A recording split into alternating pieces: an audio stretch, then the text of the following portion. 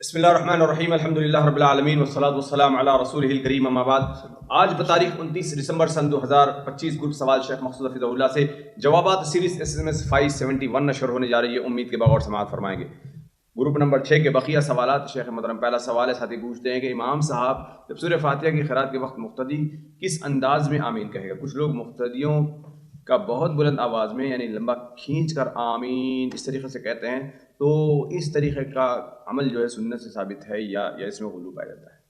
دیکھیے، نبی کریم صلی اللہ علیہ وسلم کے بارے میں جو حدیث وارد ہے سنن وغیرہ میں یہ ہے کہ رفع بہا صوتا، آپ نے اپنی آواز کو بلند کیا۔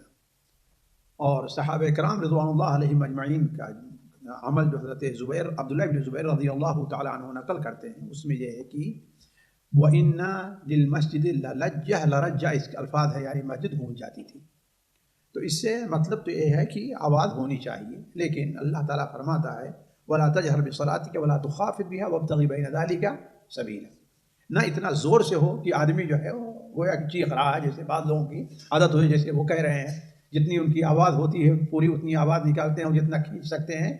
ظاہر بات ہے اس میں مد کی ایک انتہا ہے نا، 1 الف 2 الف 3 الف نہ، ایک ہی کھینچتے چلے جاؤ جو ہے 15-20 الف تک آمین جہاں تک جائے آواز، ہے کہ نہیں؟ تو آواز کیا ہونی، وسط ہونی چاہیے، آواز اوسط ہونی چاہیے جی، سننے والا سن لے۔ اس لیے کہ اگر آدمی 15-20 ہوں اور آہستہ بھی آواز جیسے آمین، تو اس میں بھی کیا ہے، بند رہے گی تو اس میں گونجنا ہو جایا کرتا ہے۔ تو اصل یہ ہے کہ اللہ تبارک و تعالیٰ ہمیں جو ہے نماز جیسے پڑھنے کا کیا ہے وسط کا حکم دے رہا ہے، لہٰذا ہمیں اسی پر عمل کرنا چاہیے۔ جی اگلا سوال ہے، ساتھی پوچھتے ہیں شیخ محترم نماز کے آخر میں آخری تشہد میں رفع سبابہ یعنی انگلی ہلانے کا مسنون عمل کب اور کیسے کیا جائے گا؟ بھائی دیکھیے، اصل چیز یہ ہے کہ انگلی ہلانا بالکل تیز تیز کرتے ہیں نبی کریم صلی اللہ علیہ وسلم اس کی جتنی حدیثیں وارد ہیں ان میں کسی بھی جگہ کا تعین نہیں ہے۔ یہ ہے کہ آپ صلی اللہ علیہ وسلم اپنی انگلی کو اٹھاتے تھے، یہ ہے کہ نہیں ہے؟ اب بعض روایات میں ہے کہ یحرکوها، آپ انہیں حرکت دیتے تھے، اور بعض روایات میں ہے کہ لا یحرکوها، آپ اسے حرکت نہیں دیتے تھے، ہے کہ نہیں ہے؟ اگر یہ حرکت دینے والی روایت راجح ہے، اس لیے کہ جو شخص جانتا ہے یاد رکھا وہ حجت ہے اس کے اوپر جو جانتا اور وہ جتنے دیکھا نہیں ہے۔ تو وائل بن حجر کی جو روایت ہے کہ یحرکوها، یہ روایت سنن ابو داؤد میں یہ قابل عمل ہے کہ نہیں؟ اب سوال یہ پیدا ہوتا ہے کہ کہاں اس کو اٹھانا ہے، تو اس سلسلے میں اہل علم کا اختلاف ہے۔ بعض اہل علم کہتے ہیں کہ ابھی دیکھیں گے کہ اٹھانے کی جگہ کون سی ہے، جیسے شہادت کا معاملہ ہے تو اس لیے وہ کہتے ہیں اشہد ان لا الہ الا اللہ، اور اس کے بعد اٹھائے گا تو پھر اختلاف ہے کہ آیا اس کو اٹھائے رکھے گا یا اس کو رکھ دے گا۔ لیکن عام اگر حدیثیں دیکھی جائیں کہ آپ صلی اللہ علیہ وسلم اٹھاتے تھے، جب جگہ کا ذکر نہیں ہے تو بہتر یہ ہے کہ اسے مستقل اٹھائے رہا جائے، اور جو ہے چونکہ یحرکوها ہے، یدعو بها، بعض الفاظ میں ہے دعا کرتے تھے، تو اس کو کیا ہے آہستہ آہستہ جو ہے اس کو حرکت بھی دیا جائے، یہ نہیں کہ اتنا تیز حرکت رہے کہ دائیں بائیں والے اور جو ہے خود آدمی جو ہے یعنی جی جیسے ایسے رہتا ہے کہ حرکت دینا ایسے ہے نا، ایسے حرکت دیتے رہے۔ البتہ مجھے اس سے اس طریقے سے کرتے ہیں، اللہ المستعان، وہی تو کہہ رہا ہوں کہ دیکھیے اللہ تعالیٰ اعتدال کا ہمیں اور آپ کو حکم دیتا ہے کہ نہیں ہے؟ اور شیخ ابن عثیمین کی توجیہ مجھے بہت زیادہ پسند ہے، لیکن اس کو ایک راجح قرار دینے میں تھوڑے سا اشکال ہے۔ شیخ ابن عثیمین رحمہ اللہ جو بیہقی وغیرہ کے حوالے سے نقل کرتے ہیں کہ اللہ کے رسول صلی اللہ علیہ وسلم کا یدعو بہا یحرکہ و یدعو بہا، تو گویا جہاں پر دعا اٹھائے رکھتے تھے، لیکن جہاں پر دعا آئی وہاں پر آپ نے اس کو حرکت دیا، ہے کہ نہیں؟ جیسے اللہم صلی علی محمد وعلی آل محمد کما صلیت علی ابراہیم وعلی آل ابراہیم، اللہم بارک علی محمد وعلی آل محمد، اللہم انی اعوذ بک من عذاب القبر واعوذ بک من عذاب جہنم واعوذ بک من شر فتنة المسیح الدجال۔ تو جہاں لفظ دعا آئے وہاں پر اس کو اٹھایا جائے، واللہ اعلم۔ جی راجح قول یعنی مطلب جمہور کیا کہتے ہیں، مطلب ایک ہی مرتبہ اٹھانا یا پوری؟ نہیں، ظاہر بات ہے یہاں تک اگر مجھ سے بھول نہیں، جمہور قول یہ ہے کہ ایک ہی بار وہی اٹھانا ہے، کب؟ وہ اشہد ان لا الہ الا اللہ پر۔ اب یہ ہے کہ اس میں پھر حناف کے ہاں اس کو رکھ لینا ہے، اور شوافی ہیں کہ اس کو اٹھائے رکھنا ہے، اس لیے کہ اٹھائے رکھنے کی بات یہ بھی قوی آتی ہے کہ آپ صلی اللہ علیہ وسلم بارے میں ہے کہ تھوڑا سا اس کو کیا ہے آپ جھکائے رکھتے تھے، قوس نما رہتی تھی، اور یہ اسی صورت میں ہوگا جب برابر اٹھائے رکھیں گے تو، اور رکھ لیں گے تو یہ صورت کیفیت نہیں پیدا ہوگی۔ تو حناف کی کیا دلیل ہے اس پر ایک مرتبہ اٹھایا اور بس وہی ہے کہ آپ صلی اللہ علیہ وسلم ایک یہی موقع ہے اٹھانے کا، اس لیے اشہد ان لا الہ الا اللہ کو اس کو رکھ دینا ہے، اس لیے کہ اب جو اٹھانے کی علت تھی وہ ختم ہو گئی جی۔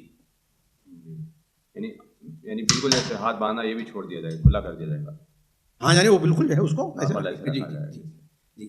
لیکن چونکہ حدیث میں یہ ہے کہ آپ صلی اللہ علیہ وسلم جو ہے 51 کا یہ جو ہے بناتے تھے، اس کا مطلب ہے کہ آپ اس کو برابر اٹھائے رکھتے تھے جی۔ اگلا سوال ہے، ساتھی پوچھتے ہیں اگر جگہ کی کمی ہو تو امام اور مقتدی ایک ہی صف میں کھڑے ہو سکتے ہیں یا نہیں، یا امام کو ہر حالت میں آگے ہی ہونا چاہیے؟ نہیں، ایک ہی صف میں کھڑے ہو سکتے ہیں، جب جگہ کی کمی آپ بتا رہے ہیں، آگے گنجائش نہیں ہے کہ نہیں ہے۔ پہلے تو میں یہ سمجھتا تھا کہ امام ترمذی رحمہ اللہ نے جو ذکر کیا ہے کہ مقتدی سے امام تھوڑا سا چاہے چند انگل آگے رہے، لیکن علامہ البانی رحمہ اللہ نے وہ حدیث بیان کی ہے حضرت عبداللہ جابر بن عبداللہ وغیرہ کی کہ آپ نے اپنے برابر میں کھڑا کر لیا، بحذاء اپنے بغل میں، تو برابر حذاء مقابل کیا ہوگا جبکہ دونوں برابر ہوں گے، تو اصل یہ ہے کہ امام آگے رہے۔ لیکن اگر جگہ نہیں ہے کہ نہیں، ایک آدمی ہے اس کے ساتھ نماز پڑھ رہا ہے، یا کہ جگہ ہے امام کے بغل میں کھڑا ہونا، تو کیا ہوگا برابر میں کھڑا ہوگا امام کے۔ اگلا سوال ساتھی پوچھتے ہیں کہ قرآن کی تفسیر پڑھنے کے لیے کسی مستند اور مفصل اردو تفسیر کی جانب رہنمائی فرمائیں۔ بھائی دیکھیے، اردو کی متعدد تفاسیر، تفسیر ابن کثیر کا ترجمہ اور اس کا خاص طور پر جو تلخیص پیش کی گئی ہے نا، چاہے راغب رحمانی ہے یا جو جلدوں میں آئی ہوئی ہے وہ ہے نا، یا دارالسلام سے جو 3 یا 5 جلدوں میں چھپی ہے وہ ہے کہ نہیں ہے، جو شیخ صفی الرحمان رحمہ اللہ کی نگرانی میں جو اختصار ہوا ہے، اور اردو میں ویسے ہی یہ 2 تفسیریں بڑی معقول ہیں جو ان کی ہے، مولانا عبد الرحمن صاحب کیلانوی رحمۃ تفسیر القرآن ہے، یا حافظ عبدالسلام بھٹوی کی جو ہے تفسیر القرآن الکریم، اور اگر اختصار میں ہے تو ظاہر بات ہے جو احسن البیان جو مجمع سے چھپی ہے وہ سب سے بہتر کتاب ہے، لیکن اگر تھوڑی تفصیل میں جانا چاہتے ہیں تو ان دونوں کتابوں کی طرف رجوع کر سکتے ہیں۔ اگلا سوال ہے، ساتھی پوچھتے ہیں کہ اگر کسی کی ایک ہی بیٹی ہو اور ایک بیوی ہو تو وراثت کیسے تقسیم ہوگی؟ بھائی بہن نہ ہو، زندہ نہ ہو، بلکہ ان کی اولاد البتہ ہے، اور اس میں سوال یہ بھی کرتے ہیں کہ کیا وہ شخص اپنی پوری جائیداد اپنی بیٹی کو ہبا کر سکتا ہے یا نہیں؟ دیکھیے، اصل یہ ہے کہ اللہ کے رسول صلی اللہ علیہ وسلم نے یا اللہ تبارک و تعالیٰ نے جو وراثت کی تقسیم کا معاملہ رکھا اس کو اسی حالت میں چھوڑ دیا جائے۔ ایک بیٹی ہے، قرآن نے اس کا حصہ کتنا رکھا ہے؟ آدھا رکھا ہے کہ نہیں؟ فَإِنْ كَانَتْ وَاحِدَةً فَلَهَا النِّصْفُ، اور چونکہ اولاد ہے لہذا بیوی کو کتنا ملے گا؟ 8واں حصہ، تو آدھا اور 8واں جو مل جانے کے بعد جو باقی حصہ بچے گا وہ کیا ہے؟ وہ جو قریب کے عصبہ مرد ہوں گے ان میں تقسیم ہوگا۔ لیکن اگر بسا اوقات یہ خطرہ رہتا ہے، جیسا کہ ہمارے یہاں بسا اوقات نظام چلتا ہے کہ لوگ زیادتی کرتے ہیں، زبردستی کرتے ہیں، ہے کہ نہیں ہے، اور عورت کو یا کمزور لڑکی ہے، کمزور ہے تو اس کو محروم کر دینا چاہتے ہیں، تو اگر اس ڈر سے اگر کوئی آدمی اپنی زندگی میں ہبا کر دے رہا ہے تو جائز ہے، لیکن ہبا کرنے کا مقصد یہ ہے کہ کمائی ہماری ہے، ہماری کمائی کسی اور کو جائے، ہمارے بچوں کو ملے، ہے نا، تو یہ چیز جائز رہی ہے۔ یعنی ورثہ کو اگر محروم کرنا مقصد ہے تب یہ چیز جائز نہیں ہے، لیکن اگر محروم کرنا مقصد نہیں ہے، کوئی اور مقصد ہے، جیسے خطرہ ہے کہ اس کو دیا نہیں جائے گا، یا یہ ہے کہ وہ اتنی تھوڑی سے ہے کہ اس کو لوگ کیا کریں گے، ہے نا، اس میں بھی میری بیٹی کیا ہے وہ، ہے نا، تو ایسی صورت میں اگر زندگی میں اسے ہبا کرنا مالک بنا دے رہا یہ بھی، تب تو کوئی حرج نہیں ہے، لیکن بہتر یہی ہے، اللہ تبارک و تعالی عالم الغیب ہے، بہتر یہی کہ اللہ کے فیصلے کے اوپر چھوڑ دیا جائے معاملہ۔ یہاں پہ بعض یہ نقطہ بیان کرتے ہیں کہ اگر ضرورت مند ہیں تب یہ معاملہ ہوگا، اگر سارے وارثین کو، یہ کوئی ضرورت نہیں، ضروری نہیں ہے، یہ نقطہ آپ کہیں گے تو اس کا مطلب جو بیٹا آپ کا مالدار ہے اس کو وراثت میں حصہ نہیں ملنا چاہیے، یہ بات تو ہی نہیں۔ ایک بیٹا نیک ہے اس کو زیادہ ملنا چاہیے، کوئی نہیں، ایک نے خدمت کیا اس کو زیادہ ملنا چاہیے، یہ نہیں ہے، اللہ تعالیٰ جو تقسیم کیا اس کے اوپر رہے گا۔ میں نے شاید آپ ہی سے پہلے بتایا تھا کہ اگر وارثین سب اپنے اپنے کھاتے پیتے ہیں، سب کچھ یعنی بھائی بہن وغیرہ، اور اس کے مال کی ضرورت نہیں ہے تو اگر ہبا کر دے تو کوئی حرج نہیں ہے بھائی، وہی ہم نے کہا اصل مقصد محروم نہیں کرنا ہے، پھر میں وہی بات دہرا رہا ہوں، مقصد کیا ہے؟ ورثہ کو محروم کرنا مقصد نہیں ہے، اصل مقصد کیا ہے کہ یہ سب کے پاس ہے لہذا ہم اللہ تعالیٰ کے لیے اس کو وقف کر دے رہا ہوں، تو کوئی حرجہ نہیں، پوری پراپرٹی اپنی وقف کر دے۔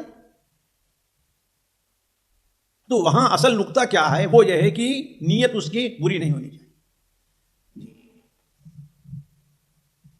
جی اگلا سوال ہے ساتھی پوچھتے ہیں کیا سود کی رقم کسی چیریٹیبل آرگنائزیشن کو دی جا سکتی ہے جو اس رقم کو اپنے روزمرہ کے کاموں یا عمارت کی تعمیر میں استعمال کر رہی ہو؟ نہیں، عمارت وغیرہ کی تعمیر میں وہ جائز نہیں ہے. وہ دے دے بتائیں کہ یہ ہے. ان کے پاس بہت سے اس قسم کے اگر ویلفیئر سوسائٹی ہے تو ان کو معلوم ہوگا کہ ہم اس کو کہاں استعمال کرنا چاہیے. وہ بتا دیں کہ سود کا پیسہ ہے، اس کو جہاں مناسب سمجھو اس کو استعمال کریں. جی اگلا سوال ساتھی پوچھتے ہیں کیا آن لائن پیمنٹ کے بعد ملنے والا کیش بیک استعمال کرنا جائز ہے؟ کیا چیز ہے مجھے پتا نہیں بھائی. مثال کے طور اس پر کے عوض میں ملتا ہے. کوئی چیز خریدتا ہے آدمی آفر کے طور پر، مثال کے طور پر ہم نے پیمنٹ کر دیا 1000 ریال کی کوئی چیز کو، پھر بینک والے یا کوئی بھی کارڈ والے جیسے رہتے ہیں وہ پھر ہمیں 50 ریال واپس کرتے ہیں. کوئی حرجہ نہیں اس میں، بظاہر کوئی حرجہ نہیں اس کے پیچھے. اس لیے دیکھیے یہ کیا اصول ضوابط ہے اس کو میں نہیں جانتا، لیکن صرف یہ ہے کہ آپ دکاندار کے پاس کچھ خریدنے گئے، قیمت سے آپ کو 50 ریال واپس کر دیا، کوئی حرجہ نہیں جی ہے نا. لیکن اب اس کے پیچھے جو آپ یہ کہہ رہے ہیں آن لائن، اس کے لیے کیا اصول ہیں وہ اس لائن کے میں جو لوگ ہیں اس کو جانتے ہیں، میں نہیں جانتا. مثال کے طور پر جیسے ابھی یہاں سے پیسہ وغیرہ ٹرانسفر بھائی ٹھیک ہے، لیکن شیخ اپنا پروموٹ میں سمجھ رہا ہوں، لیکن اصل کیا ہے اس کے پیچھے کیا اصول اور ضوابط ہیں اس کی بنیاد پر ہوگا. صرف کوئی ویسے مفت میں آپ کو نہیں دیتا، نہیں اپنا فائدے کے لیے دیتا ہے. تو اس کو اگر 10 ریال فائدہ مل رہا ہے تو 2 ریال دے دیا تو ٹھیک ہے، کوئی حرجہ نہیں ہے بغیر طلب کے. لیکن ایک صرف اتنی بات نہیں ہونی چاہیے نا، اس کے پیچھے اور کچھ شرائط و مقصد نہیں ہونا چاہیے. اتنی اگر بات رہی تو اتنی بات وہی تو ہم نے کہا دکان پر گئے، آپ کو دکان والا جو ہے آپ سے 100 ریال قیمت تھی، 100 ریال لے 5 واپس کرتے، کوئی حرجہ نہیں. آپ اس کی مرضی ہے. یہاں پہ نکتہ یہ ہے کہ دکان والا نہیں دے رہا ہے. پھر کون دے رہا ہے؟ جس کا کارڈ ہم استعمال کر رہے ہیں وہ والا دیتا ہے بندہ. تو ہم کارڈ کس بنیاد پر استعمال کر رہے ہیں؟ اصل مسئلہ پھر کارڈ کے اوپر آئے گا نا، کارڈ اس کا استعمال جائز ہے کہ نہیں ناجائز ہے. اسی لیے تو ہم نے کہا کہ مجھے اس بارے میں معلومات نہیں، اصل کیا ہے اس کی اصل بنیاد کیا ہے اس کے لیے وہ لوگ جانتے ہیں. اس کیوں ہم کارڈ دے رہا ہے بھائی؟ یہی چیز تو ہے نا. نہیں اے ٹی ایم کارڈ ہے مثال کے طور پر، کوئی بھی کارڈ ہے جیسے نہیں تو اے ٹی ایم کارڈ اور چیز ہے، ٹھیک ہے واپس کر دیں. لیکن کیا اے ٹی ایم کارڈ؟ ابھی یہ اے ٹی ایم کارڈ ہے بینک کا ہمارا نارمل، ہم اگر کوئی کرتے ہیں تو ہمیں کچھ پوائنٹس دے دیتا ہے، کچھ پیسے دے دیتا ہے واپس. میں نہیں سمجھتا تاکہ ہمارا کارڈ برابر استعمال کرتا رہے. اس کے پیچھے ہوگی چیزیں. ایک تو چیز ہے جو دکاندار، یہ تو بنیوں کا زمانہ ہے نا، بنیا جو ہے پیشاب بھی مفت میں کسی کو نہیں دیتا.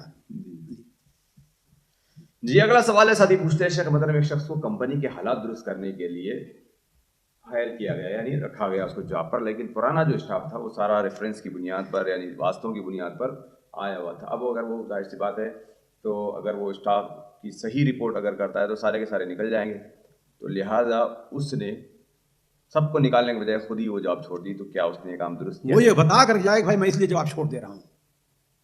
ولا تکن للخائنین خصیما، سارے خیانت کرنے والے ہیں، کمپنی کو جو گھاٹا دے رہے ہیں. اب امانت یہ ہے کہ آپ کو حقیقت بیان کریں یا آپ قبول ہی نہ کریں شروع سے اس کو. نہیں تو شروع میں تو پتہ ہی نہیں تھا نا اس کو. تو ٹھیک ہے معلوم ہوا تو آپ حقیقت بتاؤ، یا کہہ دے کہ اس لیے چھوڑ رہا ہوں کہ اس کے میں بہت کیا ہے خرابی ہے. میں صراحت سے ہر چیز بتا نہیں سکتا، بتائے اس کو. اسلام عدل کا ہمیں حکم دیتا ہے، چوروں اور بدماشوں کی جو ہے وہ پردہ پوشی کا حکم نہیں دیتا ہمیں. آپ کو اللہ نے اپنے نبی کو فرمایا ولا تکن للخائنین خصیما، یہ سب خائن لوگ ہیں، کمپنی کو نقصان کر رہے ہیں.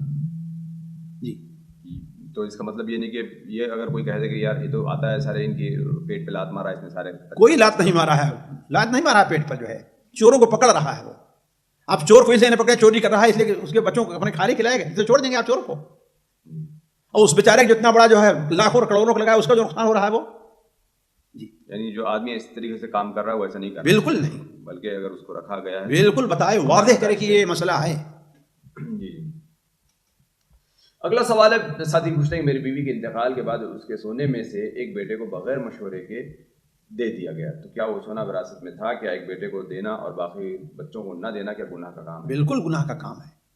تمام بچوں سے اجازت لی جائے، ہے کہ نہیں؟ اس لیے کہ بیوی کے انتقال کے بعد وہ سب کا حصہ ہے، شوہر کا بھی، اور شوہر کا چوتھائی حصہ ہے اور بچوں کا باقی ہے. اب زیادہ ان کا ہے بغیر بتایا اس میں سے لے لیے آپ، یہ کیسے جائز ہوگا؟ جی اب ان کو بتائیں اور ان سے جو ہے اجازت لے کے ایسا ہوا ہے، ورنہ ان کا ہرجانہ جتنا ہے دوسرے بچوں کو پورا کریں. اگلا سوال کو سوال خواتین گروپ سے شامل کر رہے ہیں. پہلا سوال ہے بہن پوچھتی ہیں کہ اگر شیخ محترم کسی کو کوئی چیز فروخت کر رہے ہوں اور اسے ڈیل طے ہو جائے، پھر اس چیز کے لیے کوئی دوسرا زیادہ قیمت دے رہا ہو تو پہلے گاہک کو منع کر دیں تو دوسرے کو بیچ سکتے منع کر کے؟ بھائی دیکھیے اگر معاملہ طے نہیں ہوا ہے کہ نہیں ہے، ابھی چل ہی رہی، ہاں ٹھیک ہے اتنے میں ایک اور آدمی آ گیا ہے نا، تو آپ کو حق بنتا ہے اس کو ختم کر لینے کا. لیکن ایک معاملہ طے ہو گیا، ٹھیک ہے وہ چلا گیا کہ وہ بالکل جا رہا ہے، اب دوسرا آیا آپ بنائے، ظاہر بات نہیں، یہ جائز نہیں جی. وہ حق اس کا ہے کہ وہ بے کو فسخ کر سکتا ہے کہ نہیں، اس سے کہیں آپ، اگر نہیں تو آپ اس کو دینا ہوگا. اگلا سوال ہے، بہن پوچھتی ہے شیخ محترم کیا نماز میں سجدے سہو صرف بھول یا غلطی پر لازم ہوتا ہے، یا اگر غلطی کو فوراً درست کر لیا جائے تو کیا یہ بھی سجدے سہو کرنا ہوگا یا نہیں ہوگا؟ بھائی دیکھیے سجدے سہو کے علماء نے 3 سبب ذکر کیے ہیں: زیادہ کرنا، کم کرنا یا شک ہو جانا. زیادہ کرنا یا کم کرنا یا شک ہو جانا. زیادہ کرنا یہ جو ہے اگر رکن کو کم کر دیا اس کو پورا کرنا ہوگا، واجب کو کم کر دیا اگر امکان ہے فوراً، نہیں تو کیا ہے سجدے سہو کے ذریعے پورا ہو جائے گا. جیسے مثال کے طور پر تشہد اول کیا ہے، یہ عموماً واجب ہے. اب انسان کھڑا ہو رہا ہے، ابھی پورا کھڑا نہیں ہوا کہ اسے یاد آ گیا تو بیٹھ جائے، اب سجدے سہو نہیں، لیکن کھڑا ہو گیا تو کیا ہے اس کے اوپر سجدے سہو ہے. اور اگر اقوال میں سے ہے کوئی بات، یعنی ایک جو ہے وہ رکوع کے اندر ہے، سبحان ربی العظیم یا سبحان ربی الاعلیٰ پڑھ دیا یا قرآن کی تلاوت کر دی، تو اگر اسی جگہ پر موجود سے صحیح کر لے تو کوئی کچھ نہیں اس کے اوپر ہے. لیکن اٹھ گیا ہے تو گویا کہ اس نے کم کیا ہے نا گویا، لہذا کیا ہوگا سجدے سہو کرے گا. جی یعنی فوراً اگر کوئی چیز یاد آ جائے تو پھر سجدے سہو وہاں پر، ہاں لیکن امکان ہو اس کو دوہرا لینے کا. اب مثال کے طور پر سیدھے کھڑا ہو گیا تو تشہد اول اس کا چھوٹ گیا تھا، سیدھے کھڑا ہو گیا تب واپس نہیں جانا ہے کہ نہیں. اگر امکان ہے بھی پورا کھڑا نہیں، اس امکان ہے بھی کیا ہے اس کو اس کمی پوری کر لینے کا، اس سے سجدے سہو نہیں ہے. لیکن اگر جو ہے کھڑا ہو گیا پھر واپس جائے گا پھر بھی سجدے سہو کرے گا. جی اگلا سوال ہے، بہن پوچھتے ہیں کیا نماز میں عورتوں کے لیے پاؤں کا ڈھانپنا لازمی ہے، اگر پاؤں کھلے ہو تو کیا نماز ہوگی؟ دیکھیے مسئلہ علماء کے نزدیک مختلف فی چلا آ رہا ہے کہ نہیں ہے. میرا دل اس کے اوپر مطمئن ہے کہ پاؤں کا جو ظاہری حصہ عمر چھت اس کو ڈھکنا واجب ہے اور باقی پورے پیر کا ڈھکنا واجب نہیں ہے. جی امام ابن تیمیہ رحمہ اللہ نے اسی چیز کو اپنی کتاب حجاب المرء المسلم ولباسہ فی الصلاۃ میں اس کو واضح کیا ہے. جی اور حناف کا یہی مسئلہ ہے. جی اگلا سوال ہے، بہن پوچھتی ہے کہ بیٹی ایسی شادی کی تقریب میں نہیں جانا چاہتی ہے جہاں مخلوط اجتماع ہو، لیکن والدین زبردستی بھیجتے ہیں تو اور انکار پر سختی کرتے ہیں، تو ایسی صورت میں بیٹی کو کیا کرنا چاہیے؟ جائے اور وہاں جو ہے پردے میں رہے اور کنارے بیٹھی رہے جہاں بالکل مرد ہوں ان کے پاس نہ آئے. لیکن اگر جو ہے مخالفت کرتی ہے تو اس کے لیے جائز ہے. لیکن اگر جیسے ڈر ہوتا ہے کہ ماریں گے یا بہت ناراض ہوں گے، یہ اس قسم کی چیزوں بچنے کے لیے اگر جانا چاہتی ہے تو جائے، ہے کہ نہیں. اس لیے کہ ہر بچی جو ہوتی ہے وہ اتنے عزم کی پختہ نہیں ہوتی اس کو، ورنہ اصل یہ ہے کہ ناجائز وہاں پہ جانا، اصل یہ ہے. لیکن بسا اوقات ہوتا ہے تو ٹھیک ہے جائے، اور سب سے کیا ہے اپنا کنارے رہے، حجاب کے اندر رہے اور مردوں سے اپنا دور رہنے کی کوشش کرے، اور یہ ممکن ہے، ہو سکتا ہے. جی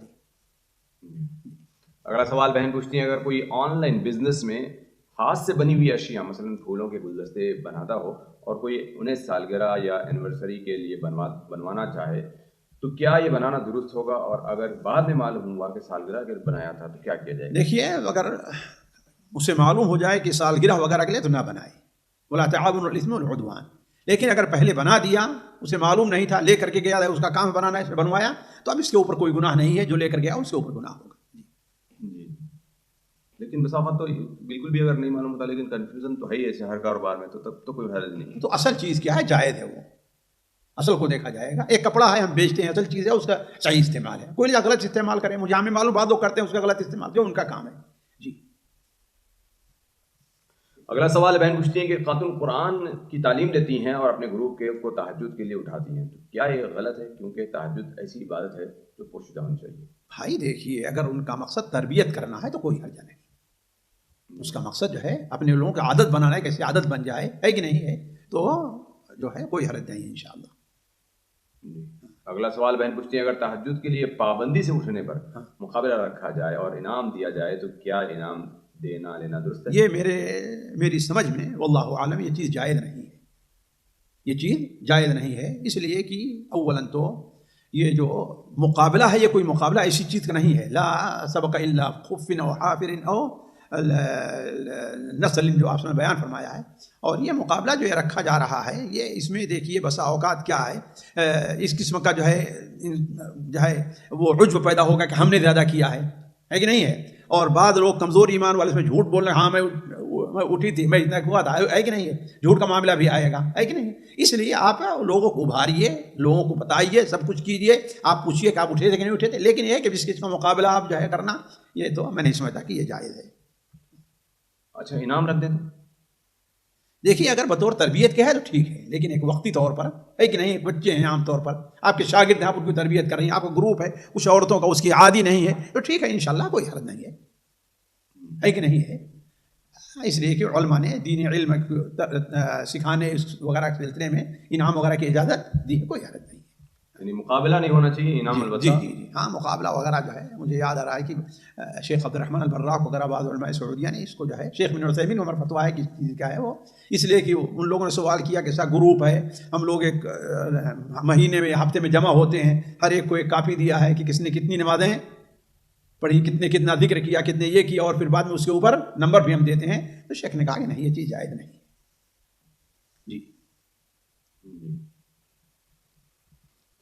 جی اگلا سوال ہے، بہن پوچھتے ہیں، بات سنی جاتی ہے کہ دنیا کے بھائی بہن جنت میں بھائی بہن نہیں رہیں گے، کیا یہ بات درست ہے؟ دیکھیے جنت میں تو کہیں نہیں ہے، البتہ ہے کہ آخرت میں ہے. جب حساب کتاب کا مرحلہ ہوگا کوئی کسی کا کام نہیں ہے. فلا انساب بینہم یومئذ ولا یتساءلون یوم یفر المرء من اخیہ وامہ وابیہ وصاحبتہ وبنیہ.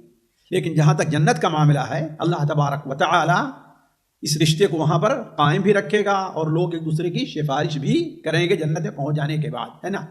اور اللہ تبارک و تعالی جو ہے اس بات پر قادر ہے کہ جو کم درجے والا ہے اس کو بڑے درجے والے کے ساتھ اللہ تبارک و تعالی ملا دے. جی مطلب رشتہ داری رہے گی. جی رشتہ داری بالکل وہاں باقی رہے گی انشاءاللہ اہل جنت کے درمیان. جی اگلا سوال ہے، بہن پوچھتی ہیں، شیخ محترم اگر کسی گاؤں میں لیڈیز ڈاکٹر نہ ہو الٹرا ساؤنڈ وغیرہ کے لیے، تو سسرال کی رضامندی سے یعنی مرد ڈاکٹر سے الٹرا ساؤنڈ وغیرہ کرایا جا سکتا ہے؟ دیکھیے اگر پاس پڑوس بھی نہیں ہے کوئی جگہ اور مجبوری ہے تو کوئی حرج نہیں ہے انشاءاللہ. بسا اوقات جو ہے کہ مجبوری نہیں ہوتی ہے، ٹھیک ہے، ہر مہینہ کرانا یہ کوئی مجبوری نہیں ہے نا. لیکن پورے حمل کے دوران ایک بار 2 بار ایسا 3 بار ہو جائے اور مجبوری ہے، لیڈیز نہیں مل رہی ہے، تو انشاءاللہ علاج معالجہ کے سلسلے میں اس کی اجازت ہے. اگلا سوال بہن پوچھتی ہیں کہ کیا قرآن کے لیے لفظ کھیل استعمال کیا جا سکتا ہے؟ یعنی مطلب کیا، کیسے؟ قرآن کھیل تو ہے نہیں بھائی، ہے نا. لیکن کس پس منظر میں کہا جا رہا ہے؟ قرآن کا کے لیے کوئی گیم وغیرہ بنا دینے کے لیے اس کی طرف اشارہ کر رہی ہوں میرے خیال سے. قرآن کا ایک گیم بنا دیتے ہیں. وہ کیا گیم ہے، وہ سامنے آئے تو دیتا جائے، ورنہ میں کچھ نہیں کر سکتا. مثال کے طور پر یعنی قرآن کے گیمز کا ایپ اگر کوئی بنا دے، اللہ عالم کیا اس کی صورت ہے، کیا کیفیت ہوگی. چلو جی یہ گیم ہے، جیسے مثال کے طور پر اس میں کتنی صورتیں ہیں، اس میں کتنے الفاظ ہیں، اس میں کتنا اس کا ایسے اللہ کتنے مرتبہ آیا ہے اس صورت میں، اس طریقے کا گیم بناتے ہیں. کتنا اللہ آیا ہے، اس کا فائدہ کیا ہے اصل؟ بتا رہا ہوں میرے خیال سے ایسی ہوگا، واللہ عالم. جی کوئی چیز ہو اس کی صورت بتائیں تو ہو سکتا ہے. جی دیکھا جائے. جی اگلا سوال ہے، بہن پوچھتی ہے، شیخ محترم مسجد الحرام میں یعنی مکہ میں ویل چیئر کے استعمال پر جو اجرت لی جاتی ہے، کیا وہ مسجد میں ممنوع خرید و فروخت کے زمرے میں آتی ہے یا نہیں؟ ماشاءاللہ بہن کی سوچ بہت اونچی ہے، بڑا اچھا سوال ہے یہ بھائی. بہت سے لوگوں کے ذہن میں نہیں آیا گیا، بہت سے مردوں کے، کہ آج تک کوئی سوال آیا ہے ایسا نہیں آیا ہے. تو ماشاءاللہ یہ بہن کی سوچ بہت اونچی ہے. دیکھیے اصل چیز یہ ہے کہ اللہ کے رسول صلی اللہ علیہ وسلم نے مساجد میں خرید و فروخت سے روکا ہے. بلکہ آپ نے کسی کو دیکھو تو کہو لا ربح اللہ بیعک، اللہ تعالیٰ تمہاری یہ بد دعا دینے کا ہے کہ نہیں ہے. اچھا دوسری بات یہ ہے کہ اجارہ کا جہاں تک معاملہ ہے، علماء نے بیع و شرعی میں رکھا ہے کہ کس کی بیع عقد ہے نا. اب دوسرا سوال یہ آتا ہے کہ محدثین کے نزدیک، شرح حدیث کے نزدیک یہ مختلف ہی مسئلہ ہے کہ یہ حکم واجب کا ہے یا حرمت کا ہے یا کراہت کا ہے. یعنی نہ بیچنا کیا ہے، حرام ہے یا کہ مکروہ ہے. مجھے یہاں تک یاد ہے ائمہ اربعہ اسی طرف گئے ہیں. شیخ احمد حنبل رحمہ اللہ کے کچھ اصحاب اس کے خلاف ہیں، ورنہ فقہ مذہب اربعہ میں اسے مکروہ ہی رکھا گیا ہے. امام نووی رحمہ اللہ اس پر گفتگو کی ہے. لیکن حدیث کا ظاہر تو یہ ہے کہ وہ حرام ہے، کہ دعا کرو لا ربح اللہ، اللہ تمہاری بیع کو کیا کرے وہ تو اصل چیز کیا ہے کہ یہ ناجائز ہے. لیکن دیکھیے بعض ایسی چیزیں ہوتی ہیں جو کسی مصلحت کے پیش نظر اسے جائز قرار دی جاتی ہیں. آج جب مصلحت ہے اس کی جو ضرورت ہے لوگوں کی ہے کہ نہیں ہے, اس لیے کہ آپ کرسی رکھ دیجئے ہر ایک کو, اور تو یہ تھوڑا مسئلہ مشکل مرحلہ ہو جائے گا, ہے کہ نہیں ہے. جس کو ضرورت ہے وہ بھی لے گا, جس کو نہیں لے وہ بھی لے گا, کھیل کرنے کے لیے لے گا کچھ, ہے کہ نہیں, ایک تماشا بن جایا کرے گا. تو اب اگر اس کے لیے گورنمنٹ جو ہے کوئی شرط لگا دیتی ہے پابندی, تو انشاءاللہ اس میں کوئی حرج کی بات نہیں ہے. لیکن بہتر یہ ہے کہ اس سلسلے میں ایک چیز پر عمل کیا جائے. وہ کیا ہے کہ طواف کے لیے مسجد کے باہر سے اس کو معاملہ طے کر لے اور لے آئے مسجد میں اس کو طواف کرا دے. جیسا کہ باہر بہت سی کرسیاں رہتی ہیں نا, آپ اتریں گے تو آپ ضرورت ہے, ٹھیک ہے آپ جائیے کر لیجیے. اور جہاں تک صحیح کا مسئلہ ہے, میں سمجھتا ہوں صحیح کا مسئلہ تو حل ہے. اس لیے ایک مسعی جو ہے مسجد حرام کے حدود سے خالی اگر جو درمیان میں آ گیا ہے کہ نہیں ہے. لیکن کہنے کا مطلب یہ ہے کہ ضرورت کے پیش نظر اہل علم جو ہے بہت سے, جہاں تک مجھے آ رہا ہے کہ یہ شیخ سلیمان رحیلی وغیرہ ہیں, انہوں نے وقت ضرورت اس کو جائز قرار دیا ہے, اس لیے کہ جائز قرار دینے میں بڑے فائدے ہیں اور عام چھوڑ دینے میں بڑے نقصانات ہیں. جی اگلا سوال ہے, بہن پوچھتی ہے اگر ایک عورت دوسری عورت کو کسی کو انسانی ہمدردی کے طور پر اپنی تکلیف بتائے اور وہ عورت بغیر اجازت کسی اور کو بتا دے تو کیا گناہ ہوگا؟ اگر اس نے یہ کہا تھا ہاں بھائی ٹھیک ہے اس کو بتانا نہیں کسی کو, یا حالات سے یہ بات سامنے آ رہی ہے کہ یہ چیز کیا ہے وہ پوشیدہ رکھنے کی بات ہے, تو پھر اگر دوسری بہن اس کو بتا دی ہے تو وہ گنہگار ہوگی, یا اس کے اوپر جو ہے وہ یعنی اس چیز کی پیش نظر ہوگا کہ گناہ یعنی بڑا گناہ چھوٹا گناہ الگ مسئلہ ہے کہ نہیں. لیکن ہے کہ اگر وہ ایسی چیز بتا اس لیے رہی ہے تاکہ مثال طور پر ایک حاجت مند ہے دوسرے سے, تاکہ وہ بھی اس کی کچھ مدد کر سکے, یا ہے وہ بھی اس کے لیے دعا کرے, تو اس میں کوئی حرج کی بات نہیں. اگلا سوال بہن پوچھتی ہے, خواب میں بار بار بھینس, بھیڑ, بکری یا جانوروں کا گوشت دیکھنا کیسا, کیا یہ شیطانی عمل ہے؟ ما كنا بتحویل عالم احلام بعالمین, ہے کہ نہیں, مجھے خوابوں کی تعبیر کو پتہ نہیں ہے. جی اگلا سوال بہن پوچھتی ہیں, اگر والدہ کو بات کرنے کے لیے فون دیا جائے اور وہی فون چھوٹے بھائی بہن کارٹون یا ڈرامے دیکھنے میں استعمال کرے تو کیا اس کا گناہ فون دینے والے کو ہوگا؟ قطعاً نہیں ہوگا, اس نے والدہ کو دیا ہے. اگر والدہ سمجھتی ہے رضامندی سے دے رہی ہے کہ ہاں جاؤ کھیلو, تو اس سے سوال ہوگا, اس سے کوئی سوال نہیں ہوگا. جی آج کل فون ایک انسان کی ضرورت بن گئی ہے. جی اگلا سوال ہے, بہن پوچھتی ہیں اگر کسی کو عمرے کے لیے جانا ہو اور درمیان میں ایام حیض کا وقت آ جائے تو کیا چند دن کے لیے دوا استعمال کر کے اسے روکا جا سکتا ہے؟ اگر جو ہے وہ یہ سمجھتی ہے کہ اس سے کوئی بڑا نقصان نہیں ہوگا تو استعمال کر سکتی ہے, کوئی حرج نہیں. آگے پیچھے شروع ہونے کے بعد بھی جی سے کوئی حرج نہیں, بعد میں پہلے استعمال کر سکتی ہے. جی تو اس موقع پر تو پاکی کی علامت تو ظاہر نہیں ہوگی, بس تو چل جائے گا. ہاں سوکھ جائے گا, معلوم ہو جائے گا رک گیا ہے. جا عورتیں جانتی ہیں پاکی کی علامت کیا ہے, وہ جان جاتی ہیں. جی اگلا سوال ہے, بہن پوچھتی ہیں اگر کوئی ایسی کمپنی میں کام کرے جہاں میوزک اور ایونٹس اور اسپورٹس ایونٹس کی ٹکٹنگ بکنگ ہوتی ہو تو وہاں پر جاب کرنا کیسا ہے؟ یعنی کیا مطلب وہاں میوزک چل رہا ہے برابر, یعنی میوزک کا کوئی پروگرام ہو, اس کی ٹکٹیں بکتی ہیں وہاں پر. ظاہر بات یہ چیز ناجائز ہے. اسپورٹس اسٹیڈیم میں اسپورٹ ہونے والا اس کی ٹکٹ بیچتے ہیں وہ. بھائی عام طور پر اگر کھیل جائز ہے, وہ بس ہر کھیل ناجائز نہیں ہوتا. تو مکس مگر یہ اگر جائز کھیل کا ہوتا, کھیل ہی نہیں ہے, مثلا کھیل کی بھی ٹکٹیں بیچ رہے ہیں, ظاہر بات ناچ گانے کی بھی ٹکٹیں بیچ رہے ہیں, تو یہ چیز جو ہے وہ ناجائز ہے. جی اگلا سوال ہے, بہن پوچھتی ہے شیخ محترم اگر کوئی موجودہ گھر یعنی چھوڑ کر نئے گھر میں چلا جائے اور پرانے گھر کو بیچنے کی جب نیت کر لے تو ایسی صورت میں زکوٰۃ اس کے اوپر کب سے شروع ہوگی, واجب ہوگی؟ نیت کی دو صورت ہوتی ہے. ایک صورت ہے ٹھیک ہے میں اس کو بیچ دوں گا, ہے نا, لیکن ابھی کوئی جلدی نہیں ہے, لیکن یہ ہے کہ پیش کر دیا ہے بیچنے کے لیے, گراہک آنے کا انتظار ہے. ایک تو ہوتا ہے نا کہ ابھی مجھے بیچنا نہیں, کوئی ضروری نہیں ہے, یعنی جس سے کہتے ہیں کہ عرض نہیں کیا ہے, عروض تجارت یعنی گویا کہ بیچنے کے لیے اس کو پیش کر دیا ہے, تب تو جو ہے اس کے اوپر زکوٰۃ ہے, ورنہ نہیں. گھر میں رہتے ہوئے بھی اگر کوئی نیت کر لیتا ہے تو کب اس کی مثال کے طور پر دوسری شکل کی ہو سکتی ہے؟ یعنی اس گھر میں رہ رہا ہے لیکن نیت کر لیا کہ یار اس کو بیچنا کوئی آ رہا ہے. نہیں, میرے خیال سے نہیں, اس لیے کہ اس سے وہ فائدہ اٹھا رہا ہے اور اس سے اس انتظار میں ہے. میں نہیں سمجھتا کہ اس پر زکوٰۃ ہوگی, اس لیے کہ اصل اس کا مقصد جو ہے رہائش ہے وہ چل رہا ہے. جی بھلے سے وہ بیچنے کی نیت کر لے. لیکن ہے کہ اگر کوئی چیز اس لیے خریدا ہے بیچنا وقتی طور پر اس میں رہ رہا ہے, یہ نہیں کہ مستقل اسی میں رہتا چلا آ رہا ہے کہ میں اس کو بیچ دوں گا, اب نیت کر لے رہا ہوں, ہے کہ نہیں ہے, اور جب وہ چابی وہاں رکھ دیا ہے عقاری کے پاس جو ہے کہ نہیں ہے، وہ وہاں سے کوئی آئے گا تو لے جائے گا، تو ابھی چونکہ یہ سلسلہ اس کے اپنے استعمال کا اس میں نہیں ہوگی. لیکن یہ ہے کہ اگر کوئی آدمی خرید لیا ہے کہ نہیں اور وقتی طور پر دوسرے گھر کے انتظام نہیں ملا، چلو ہفتے 10 دن 15 دن 1 مہینہ، تو اس کا اعتبار نہیں. ہمارے علمی اور عوامی دروس اور سوال و جواب کی مجلسوں سے آپ خود بھی مستفید ہوں اور اپنے دوست و احباب کے ساتھ بھی شیئر کریں. عین ممکن ہے کہ آپ کے شیئر سے کسی کی اصلاح اور آپ کے لیے صدقہ جاریہ بن جائے. واٹس ایپ پر اسلامک میسج حاصل کرنے کے لیے نمبر نوٹ فرمائیں: یعقوب عزیز 009665089590707. واٹس ایپ سوال و جواب گروپ میں ایڈ ہونے کے لیے نمبر نوٹ فرمائیں: عبدالسلام عمری 009665026272622.